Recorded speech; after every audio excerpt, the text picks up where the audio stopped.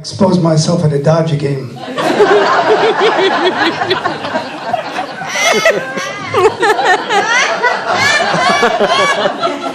The police decided not to press charges.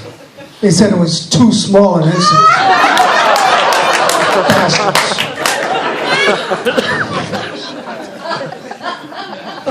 This has been a very, very tough summer for me. I was planning a nice trip to Montreal, Canada. And I discovered that I was a victim of identity theft. So if I'm not myself tonight, it's because somebody else is. I learned about this when I got calls from MasterCard and Visa, wanting me to confirm what they thought were very large charges, such as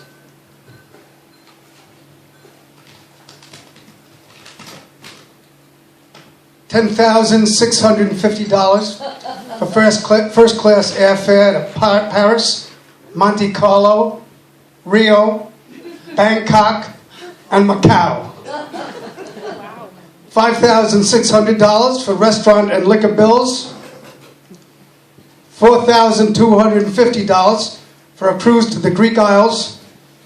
$9,525 for female escorts. Well, the DA's office called me a few days ago and said that they caught the guy, and they wanted to know if I wanted to come down and press charges. Thought about it, and I said, no, not really, I'm not interested in that. But could you please me do a favor, and the next time you see the guy, ask him if he'd consider taking me on his next vacation?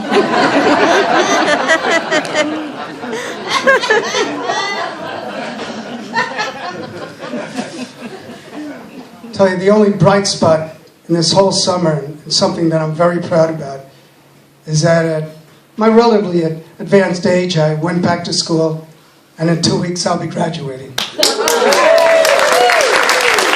So, to tell you the truth, traffic school wasn't that hard.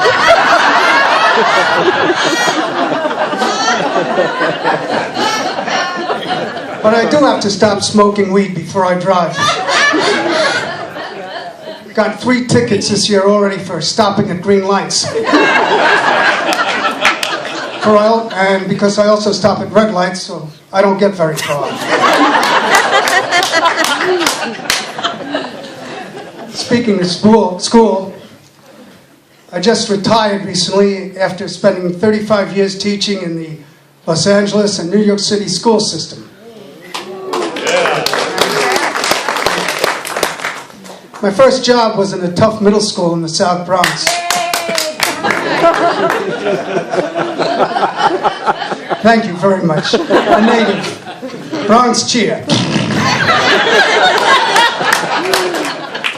I was replacing a teacher whose class had pushed him down 3 flights of stairs. After the job interview, the principal asked me if I had any questions. I said, yes, I do. Is it possible that I could please have a class on the first floor?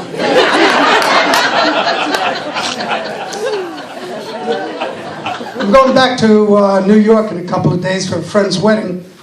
And if you've never been to New York, it's an amazing city. It's a city that never sleeps, always changing, always transforming itself. Like I was eating at my favorite Italian restaurant, went in the restroom, I came out, and I was on a line at Starbucks.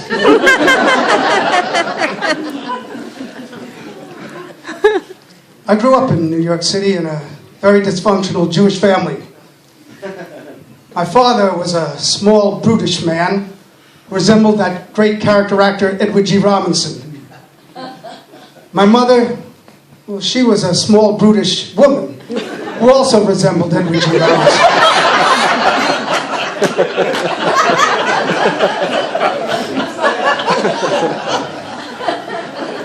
They were big drinkers, very heavy drinkers. They planned their whole schedule around their drinking. I remember coming home late one afternoon from my 3rd grade class, and they started screaming obscenities and throwing things at me just because I was missing happy hour. I still remember that can of mixed nuts that went whizzing by my head. Not only were they big drinkers, but my mother, she had another drinking problem. She drank vast amounts of coffee. She averaged 12 cups of coffee a day, even when she was pregnant with me. My father told me when I was born I was so hyper I slapped the doctor.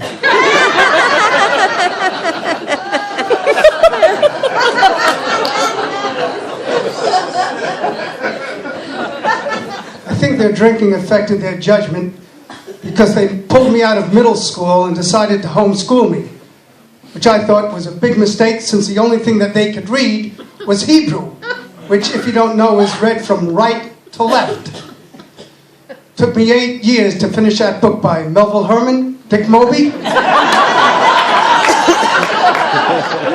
I still have no idea what the fuck it's about.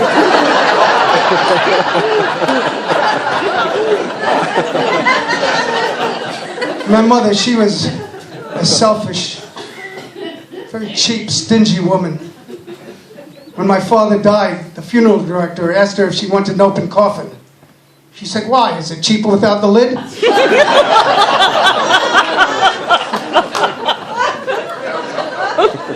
Well, at least she did honor his request to be buried at sea. In a poignant moonlight ceremony, she cast his ashes into the Atlantic from the back of a Carnival singles cruise. And then ran back inside so she wouldn't miss the midnight buffet.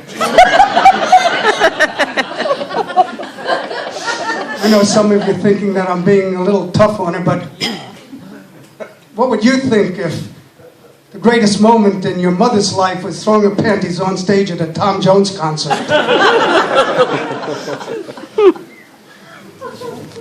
After my father died, my grandma Rose, she came to live with us. She was from the old country and spoke in a real thick Yiddish accent. She was always lecturing me about the principles of good hygiene. Every night before I went to sleep, she'd say, "Charlie, don't forget to brush your teeth." I didn't forget, Grandma. Because of you, I spent my entire childhood with inflamed nipples and rampant tooth decay. The only thing that got me through my adolescence was my love of music, especially the vocal groups of the late 50s and early 60s, like the Brothers Four, the Four Freshmen, the Four Lads, the Four Seasons. Me and my high school buddies, we formed our own group. We were the Four Skins. We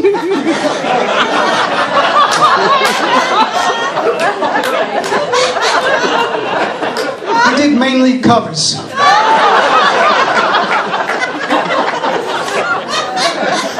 When rock and roll burst onto the scene, well, we tried to make the transition, but it was just too much of a stretch.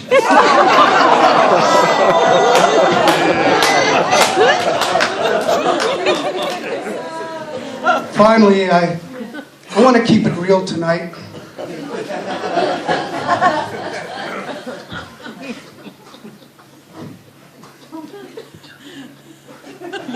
Oh, good.